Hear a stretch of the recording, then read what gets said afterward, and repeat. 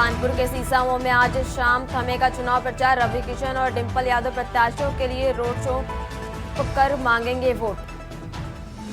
महाकुंभ क्षेत्र में कल से भूमि का होगा आवंटन। अखाड़ों के लिए मेला क्षेत्र में होगा भूमि का आवंटन। झांसा देकर मरीजों को निजी अस्पताल भेज रहे रेजिडेंट डॉक्टर। केजीएमयू के ट्रॉमा सेंटर का है मामला। पूर्वोत्तर रेलवे के स्टेशनों पर मेंटेनेंस का काम। लखनऊ के गोमती नगर और चारबाग से चलने वाली ट्रेनें प्रभावित। अलीगंज और इंदिरा नगर में डेंगू के सबसे ज्यादा मरीज। लखनऊ में कुल मरीज का आंकड़ा 2500 पार। गंभीर स्थिति में पहुंची आगरा की हवा। रात 10:30 पर AQI हुआ 404। दिल्ली की तरह से बिगड़ रहा ताज नगरी का पर्यावरण। आप देख रहे हैं के न्यूज, खबरों का सारथी। नमस्कार, आप देख रहे हैं खबर उत्तर प्रदेश और मैं हूं आपके साथ अविन्या राव। तो बुलेटिन की शुरुआत करते हैं कुछ अहम खबरों के साथ। खबर आपको कानपुर से बता रहे, जहां मैनपुरी सांसद डिंपल यादव का रोड शो। आज से सीसामऊ विधानसभा में होगा रोड शो।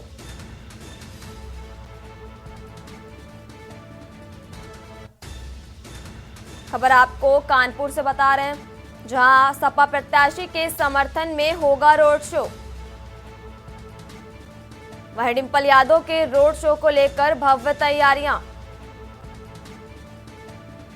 सपा प्रत्याशी के समर्थन में होगा रोड शो। अहम जानकारी आपको कानपुर से बता रहे, जहां डिंपल यादव के रोड शो को लेकर भव्य तैयारियां भी की गई हैं। वहीं दोपहर 1 बजे संगीत सिनेमा से शुरू होगा रोड शो। रूपम चौराहे पर समाप्त होगा रोड शो। और अहम जानकारी आपको कानपुर से बता रहे, जहां मैनपुरी सांसद डिंपल यादव का रोड शो। सीसामऊ विधानसभा में होगा रोड शो। सपा प्रत्याशी के समर्थन में करेंगी रोड शो। डिंपल यादव के रोड शो को लेकर भव्य तैयारियां भी की गई हैं। सपा प्रत्याशी के समर्थन में होगा रोड शो। डिंपल यादव के रोड शो को लेकर भव्य तैयारियां। दोपहर 1 बजे संगीत सिनेमा से शुरू होगा रोड शो।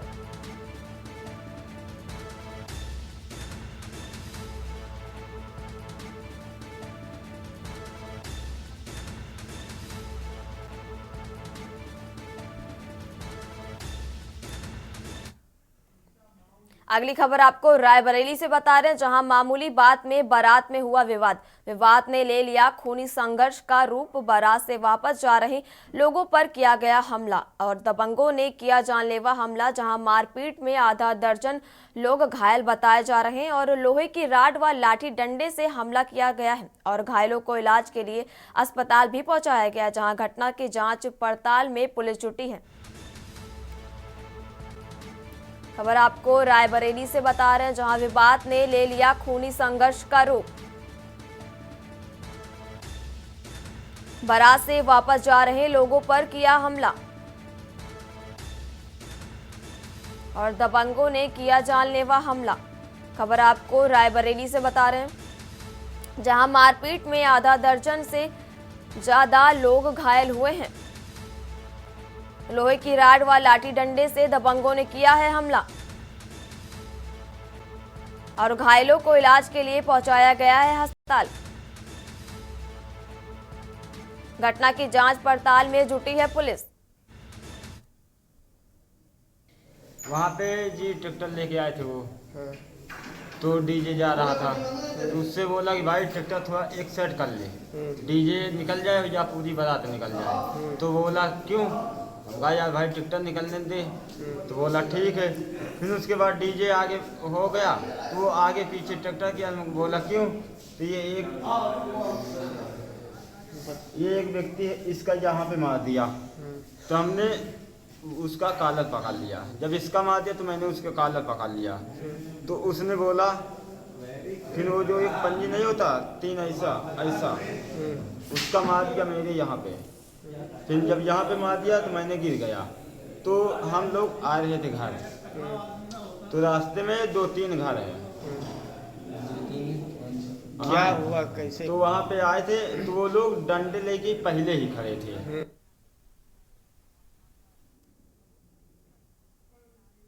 और अगली खबर आपको नोएडा से बता रहे, जहां पुलिस और बदमाशों के बीच हुई मुठभेड़। कई राज्यों में चोरी की वारदात को दिया करते थे चोर अंजाम। मुठभेड़ में 2 शातिर बदमाशों को गोली भी लगी है।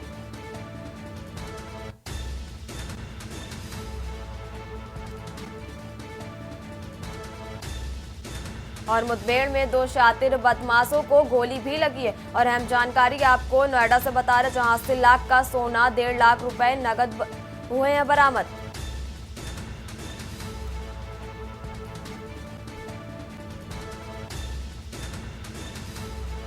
कई राज्यों से भी जेल जा चुके हैं आरोपी। और नोएडा में भी बदमाशों ने की है कई वारदातों को अंजाम। सेक्टर 42 के जंगल में हुई है पुलिस से मुठभेड़। और अहम जानकारी आपको नोएडा से बता रहे, जहां पुलिस और बदमाशों के बीच हुई मुठभेड़। कई राज्यों में चोरी की वारदात को दिया है अंजाम। और मुठभेड़ में 2 शातिर बदमाशों को गोली भी लगी है। 80 लाख का सोना, 1.5 लाख रुपए नगद हुए हैं बरामद।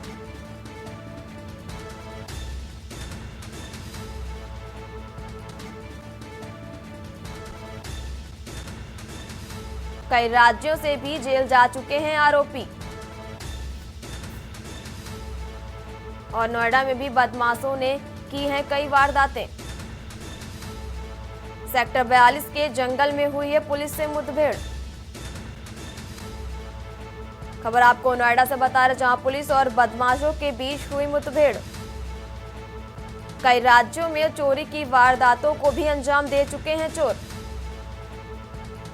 और मुठभेड़ में 2 शातिर बदमाशों को गोली भी लगी है। वहीं 80 लाख का सोना, 1.5 लाख रुपए भी नगद बरामद किए गए हैं।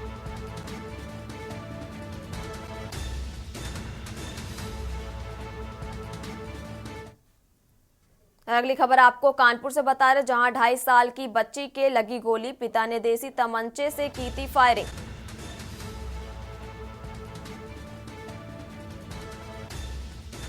और अहम जानकारी आपको कानपुर से बता रहे हैं, जहां बीते दिन गोली लगने से घायल हुई थी बच्ची। वहीं अस्पताल में चल रहा था इलाज और बच्ची की मौत हो गई है। खबर आपको कानपुर से बता रहे, जहां कल्याणपुर पुलिस ने पिता को हिरासत में लिया। गंभीर धाराओं में दर्ज किया गया है मुकदमा। बच्ची की बुआ की शादी थी।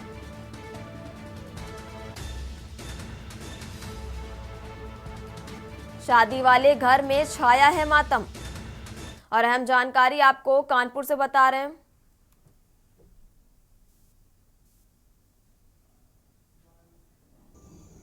आज शाम कल्याणपुर थाना क्षेत्र के अंतर्गत रहने वाले एक व्यक्ति के द्वारा उसके हाथों ही गोली चल जाने की वजह से उसकी बच्ची की मृत्यु की सूचना पुलिस को प्राप्त हुई।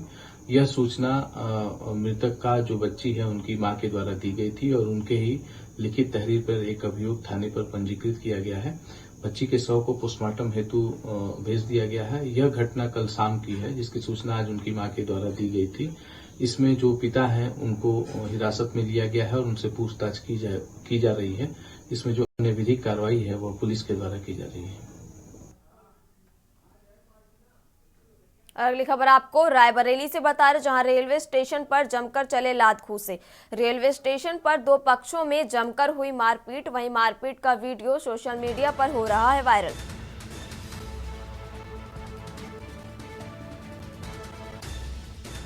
और अहम जानकारी आपको रायबरेली से बता रहे, जहां मारपीट का वीडियो सोशल मीडिया पर हो रहा है वायरल। रेलवे स्टेशन पर तैनात आरपीएफ जीआरपी सहित नदारत। रेलवे स्टेशन पर 2 पक्षों में जमकर हुई मारपीट। और मारपीट का वीडियो सोशल मीडिया पर हो रहा है वायरल। और अहम जानकारी आपको रायबरेली से बता रहे हैं, जहां रेलवे स्टेशन पर तैनात आरपीएफ जीआरपी रहे नदारत। ऊंचाहार कोतवाली के ऊंचाहार रेलवे स्टेशन का है पूरा मामला। रेलवे स्टेशन पर जमकर चले लात घूंसे। और अहम जानकारी आपको रायबरेली से बता रहे हैं, जहां रेलवे स्टेशन पर दो पक्षों में जमकर हुई मारपीट। वहीं मारपीट का वीडियो सोशल मीडिया पर हो रहा है वायरल।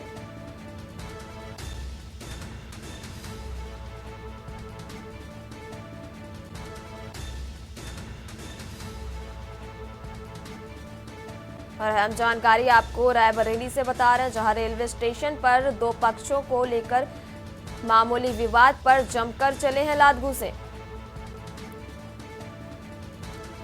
और वहीं रायबरेली स्टेशन पर जीआरपी और आरपीएफ नदारत मिले हैं।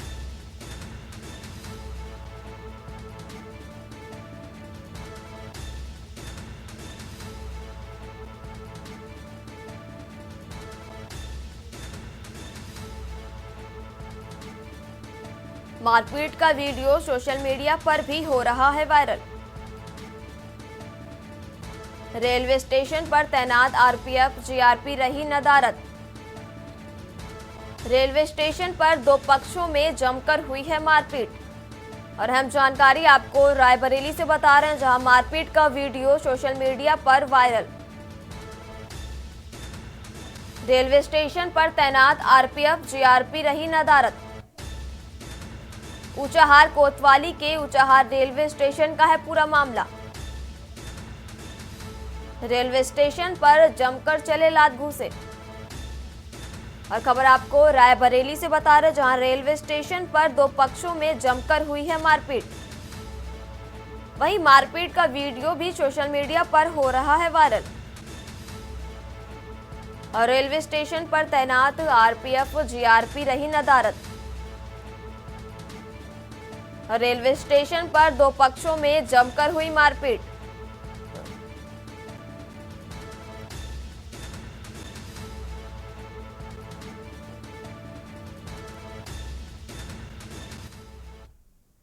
और अब बढ़ते हैं खबरों की ओर। वैसे तो सूबे की सत्ता संभालने के साथ मुख्यमंत्री योगी आदित्यनाथ सरकार द्वारा खास मामलों में ध्वस्तीकरण में इस्तेमाल से बुलडोजर जन चर्चा का विषय बना हुआ है।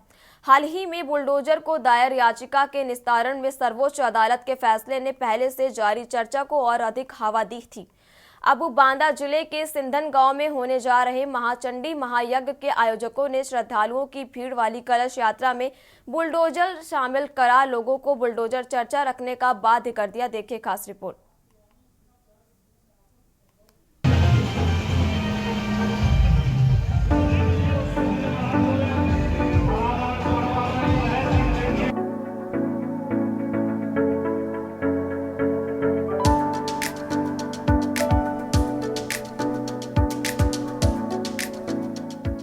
बांदा जिले की पैलानी तहसील के सिंहकला गांव में 24 नवंबर तक महाचंडी महायज्ञ का आयोजन हो रहा है। परंपरा के अंतर्गत आज महायज्ञ की शुरुआत कलश यात्रा से की जानी है। पिछले काफी दिनों से महायज्ञ आयोजन की तैयारियां की जा रही थी। सुबह कलश यात्रा की तैयारियों के बीच आयोजकों के प्रबंधन के चलते कार्यक्रम स्थल पर एक बुलडोजर भी पहुंच गया। कलश यात्रा सिंहकला से शुरू होकर पैलानी डेरा होकर पैलानी कस्बे से केन नदी तट पहुंची। यात्रा में शामिल श्रद्धालुओं ने नदी से कलश में केन का पवित्र जल भरकर वापस यज्ञ स्थल को रवाना हुए। संत परमेश्वर दास ने दावा किया है कि महायज्ञ आयोजन से समूचे क्षेत्र में धर्म ध्वज फहराएगी, जिससे सभी का कल्याण होगा। महायज्ञ आयोजन को लेकर क्षेत्रवासियों में जबरदस्त उत्साह दिखाई दे रहा है। धार्मिक समारोह के प्रति लोगों के उल्लास और उमंग का अंदाजा इसी से लगाया जा सकता है कि बीएसएफ के आईजी राजबाबू सिंह भी दिल्ली से चलकर यहां अपने गांव पंचनेही पहुंचकर आज कलश यात्रा में शामिल हुए। उन्होंने बताया कि 111 कुंडीय महाचंडी यज्ञ संपूर्ण बुंदेलखंड को ऊर्जावान बनाएगा। समारोह में देश के अलग अलग स्थानों से बड़ी संख्या में साधु संतों का आगमन हो रहा है। समारोह के अंतर्गत न केवल महायज्ञ में आहुतियां समर्पित की जाएंगी, बल्कि श्री राम कथा से साथ प्रतिदिन भंडारा भी आयोजित होगा। इसके अलावा सनातनी व्यवस्था अनुसार सभी लोगों को निरोगी बनाने की मंशा से 24 नवंबर को विशाल निशुल्क परीक्षण स्वास्थ्य शिविर भी आयोजित होगा। स्वास्थ्य शिविर में शामिल होकर बांदा व चित्रकूट सहित लखनऊ से पहुंचने वाले अनुभवी डॉक्टर सभी जरूरतमंदों को परीक्षण व परामर्श देकर लाभान्वित करेंगे। 24 तारीख को भंडारे का आयोजन है, उसमें एक निःशुल्क चिकित्सा शिविर भी लगाया जा रहा है। मैंने लखनऊ के डॉक्टर्स, चित्रकूट और झांसी के डॉक्टरों को बोला है कि यहाँ पर वो निःशुल्क चिकित्सा शिविर 24 तारीख को लगाए।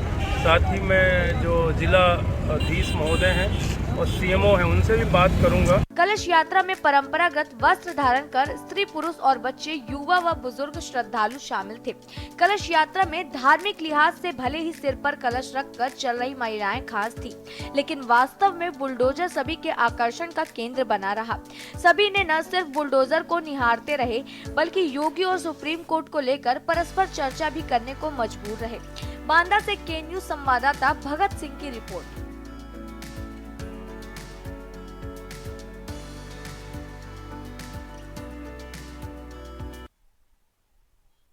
बढ़ते हैं अगली खबर की ओर, जहां पढ़ लिख कर स्वब लंबी बनी जाटव बिरादरी की किशोरी को प्रेम करने की कीमत न सिर्फ 5 लाख रुपए जमा पूंजी बल्कि जान देकर चुकानी पड़ी। थाना एलाऊ इलाके के गोपालपुर गांव की शोभा कुमारी स्वयं लंबन के लिए न सिर्फ स्वयं सहायता समूह में शामिल होकर आय सर्जित कर रही थी, बल्कि बाकी बचने वाले समय पास के लिए निजी खटके हुए बच्चों में शिक्षा की अलख भी जगाई थी। रविवार को युवती का रक्त संजित शव सड़क किनारे पड़ा पाया गया, जहां स्कूल संचालक युवती के प्रेमी पर साथियों के साथ मिलकर हत्या कर शव को फेंकने का आरोप भी लगाए। देखिए रिपोर्ट। मैनपुरी जिले के एलाऊ थाना क्षेत्र के गोपालपुर गांव में जन्मी शोभा कुमारी बाबा साहेब डॉक्टर भीमराव अंबेडकर के बताए रास्ते में चलकर शिक्षित बनी। कुछ कर गुजरने के जज्बे से शिक्षक युवती ने स्वयं सहायता समूह से जुड़कर जहां उद्यमिता की शुरुआत की, वहीं शिक्षा को उपयोगी साबित करने के लिए निजी विद्यालय में सेवाएं देना शुरू कर दिया था। बता दें कि स्कूल आवाजाही के बीच जाटव बेटी और विद्यालय संचालक करीब आते रहे। दोनों के बीच प्यार परवान चढ़ता चला गया, यहाँ तक कि विद्यालय संचालक गोविंद उर्फ रामू की मांग पर उसने बिना समय गवाए जोड़ी गई 5 लाख रुपए की थाती सौंप दी। जाटव शोभा और क्षेत्रीय समाज के विद्यालय संचालक रामू के विवाह की बात चली जरूर, लेकिन परिणाम तक नहीं पहुंची। इसी बीच युवती ने स्कूल संचालक से दिए गए 5 लाख रुपए वापस मांगने शुरू कर दिए। इसी दौरान स्वयं के प्रेग्नेंट होने की आशंका पर युवती को अल्ट्रासाउंड कराना पड़ा। यहीं से दोनों के प्रगाढ़ संबंधों में खटास बढ़नी शुरू हो गई।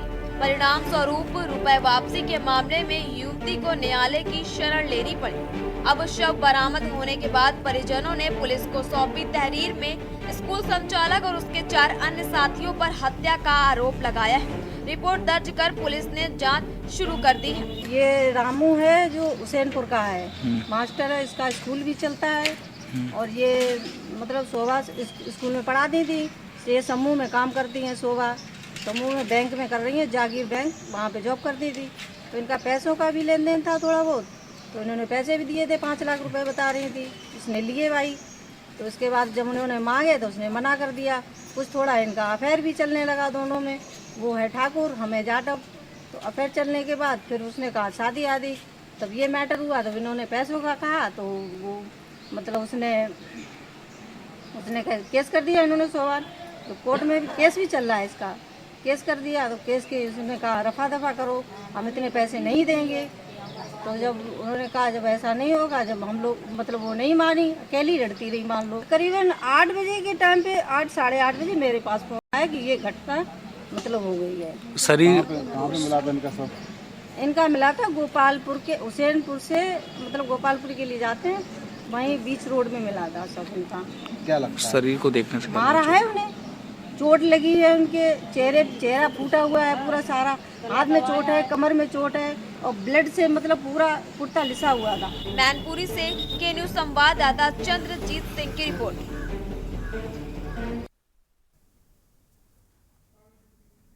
खबर इटावा से है, जहां सफाई व वैदपुरा थाना क्षेत्र में 3 शातिर हिस्ट्री शीटरों की पुलिस से मुठभेड़ हो गई, जिसमें 2 बदमाशों समेत वैदपुरा थाना प्रभारी घायल हो गए। पकड़े गए शातिर लुटेरे हिस्ट्री शीटर भी हैं, जिनमें से एक पर 10,000 का इनाम व दूसरे पर 20,000 का इनाम घोषित है। तीनों के ऊपर एक दर्जन से अधिक मामले दर्ज है। वाहन चेकिंग के दौरान वैदपुरा और चौबिया थाना पुलिस को सफलता मिली। बदमाश और थाना प्रभारी को उपचार के लिए जिला अस्पताल में भर्ती करवाया गया है।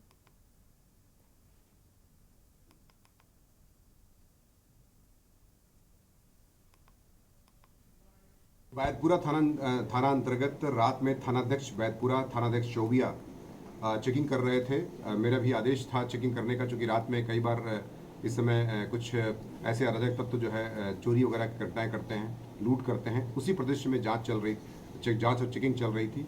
इसी में टिप ऑफ मिलता है पुलिस को कि कुछ बदमाश मोटरसाइकिलों से जा रहे हैं, जिस पर हमारे थानाध्यक्ष वैदपुरा, एसओ चौबिया इत्यादि ने उस पर इंटरसेप्ट जब किया उनको, तो उन्होंने पुलिस पर फायर किया, जिसके परिणामस्वरूप पुलिस ने भी उन पर फायर किया, जिसमें आप देख रहे होंगे कि थानाध्यक्ष जो वैदपुरा है उनके बाएं हाथ में गोली भी लगी है। और इसमें पुलिस से उन्होंने काफ़ी मुज़ाहमत किया है, पुलिस से लड़ गए, पुलिस पर तमंचा से फायर किया उन्होंने जो है। तो इस प्रकार से 3 तमंचे बरामद किए गए हैं। इनके साथ जब इनसे पूछताछ की जाती है तो इन्होंने कई घटनाओं में अपना जुर्म स्वीकार किया है। साथ ही साथ इसमें मोहित, शिवमंगल, बाबी और सोनू नाम के 3 ये बदमाश, जिनके खिलाफ 14, 20 और 17 मुकदमे दर्ज हैं, ये एचएस हैं। इसमें सोनू को छेड़ करके सब एचएस हैं और ये शातिर बदमाश हैं। ये सोनू जो है बदमाश है, ये गोमती नगर, कृष्णा नगर और विभूति खंड जो लखनऊ में थाने पड़ते हैं, उनमें कई घटनाएं लूट की इसने किया है। खबर उत्तर प्रदेश में फिलहाल इतना ही। आप देखते रहिए के न्यूज़ इंडिया।